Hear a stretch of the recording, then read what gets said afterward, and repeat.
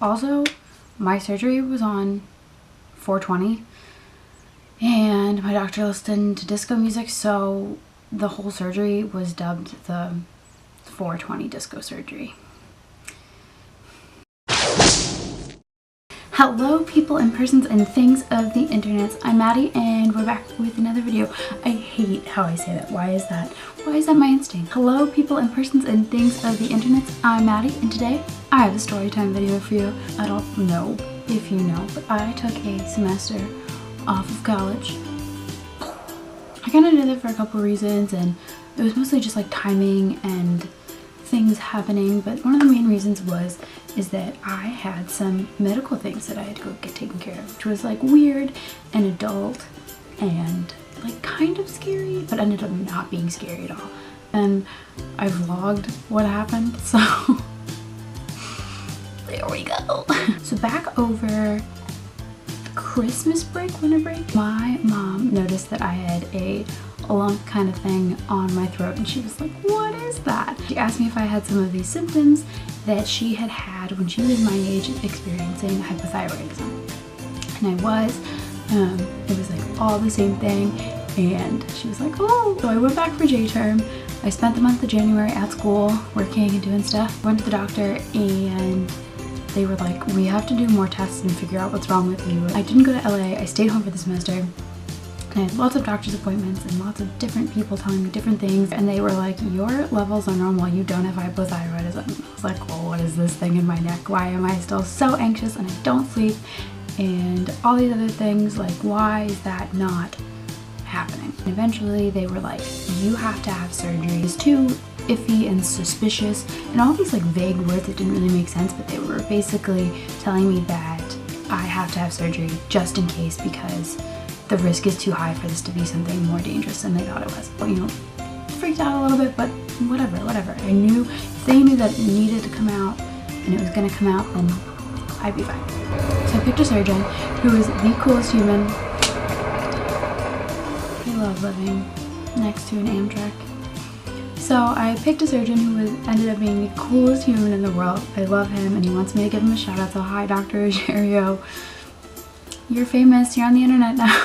Through this and everything, and my doctor is asking me all these questions, and at one point he asks me, you know, what I'm doing in college, what's my major, what am I studying, what do I want to do? So I tell him, you know, I'm a cinema major, but I want to do music videos because I want to work in the music industry. And he asked me what kind of music I like, so we're talking about it, and he tells me that he listens to music all the time when he's in surgery. I was like, oh, well, what do you listen to? And he tells me he listens to a lot of like 60s and 70s and disco. So I'm like, great, I'm gonna be under for 2 hours, like unconsciously listening to the Bee Gees. That's gonna be wonderful. I'm gonna be waking up singing Staying Alive. And then a month ago, on April 20th, I went in and I had a right thyroid lobectomy. Try saying that 5 times fast. Right thyroid lobectomy, right thyroid lobectomy, right thyroid lobectomy. I went in on a Wednesday morning, super early. I wasn't allowed to eat anything. Hey fam, so it is a little before 7:30 and it's my surgery day, yeah! So yeah, I'm just packing up the rest of my stuff for my overnight stay at the hospital. It's gonna be like really fun. I don't know. We'll find out. So, should I show you my outfit? Yeah. They had me in. I went into surgery at 9:54, I think is when they actually took me back. I get back to the OR, which was huge, and there were so many people, and it was just like, ooh. The nurse told me, he said, okay, now think about being back home in bed, and when you wake up, you'll be, you know, back in bed. And it was the weirdest feeling, but it was great, because, you know, I wasn't scared, I wasn't nervous, so that was really awesome to have those incredible people. My neighbors are 100% watching me right now. So I come out of the surgery and I'm in recovery. I'm not in my actual room yet. There's this rando nurse that's taking care of me.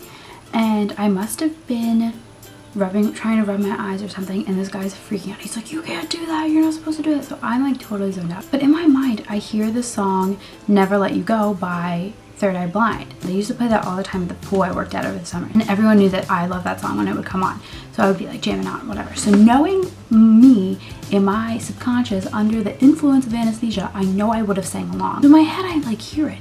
And it starts to like fade away and kind of just goes away all of a sudden. My only conclusion is that I came out of anesthesia singing Never Let You Go by Third Eye Blind, and I just thought I heard it. If that is the case and that rando nurse that was taking care of me, I'm sorry, sir, that you had to witness that. So yeah, so I spent the night in the hospital. So I had my surgery and I'm like not allowed to talk. So this is as good as I'm gonna get. We all good, fam. We all good. I'm having my mom smuggle me in non-hospital food.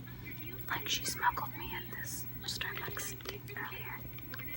Checking with you. But here we are. Here we are. I'm half a thyroid down. But yeah, happy 420 fam. Get lit. I probably shouldn't say that. And my doctor came in and told me that I didn't have anything suspicious on my right side and they didn't have to take out the left side, so I wasn't gonna have to be on medication to regulate my hormones because that was just like a chain reaction if they had to take all of it out. So backing up a bit, my doctor was really concerned about my vocal cords after I expressed how important that is to him. And I mean, I'm not a music theater major, I'm not an acting major, I'm not a vocal performance major, but my singing voice is still super important to me because it's something that I can kind of have for myself and I enjoy doing and I'm good at and I can enjoy being good at without having any pressure to it. My doctor works with a bunch of people who specialize in vocal cord surgery, so he knows how significant that can be to a person. He walked in after the surgery and told me that my vocal cords responded great and that I should be back and singing and happy and normal by the time everything else is done healing. It's fine, and it's all because I was in the hands of people who cared about me and wanted to make sure I got better and felt safe. And really my whole point of this is if you or somebody you know and somebody you love, even if it's not a direct thyroid issue, you have any sort of medical or any type of scare that kind of makes you feel uneasy, because I can totally tell you that I was terrified for a good couple of weeks, you know? There were some times when I was just so scared and I hated not knowing what was going on and nobody knew what was going on. For people watching this, if you know somebody that's going through any of this, give them a hug, tell them you love them, tell them it's going to be okay, because 9 times out of 10 it's going to be okay. Pass this along to them and let them know that this is my virtual hug to them, because girl, I feel you.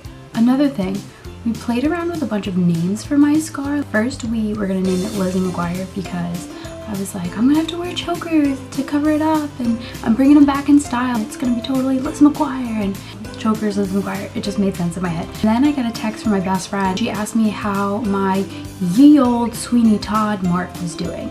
And it took me a solid like 2 or 3 minutes to figure out what the heck she was saying. And then it clicked because, you know, attend the tale of Sweeney Todd. So it's now dubbed the ye old Sweeney Todd mark. So I think that's all for this storytime video. If you want more story times or have anything you want me to talk about, leave it down in the comments. Give it a big like and subscribe down below. I'm gonna try a new sign off. It's kind of different. Okay, are we ready? Are we ready? Until next time, stay rad, pony boy, and I'll see you when I see you. Bye.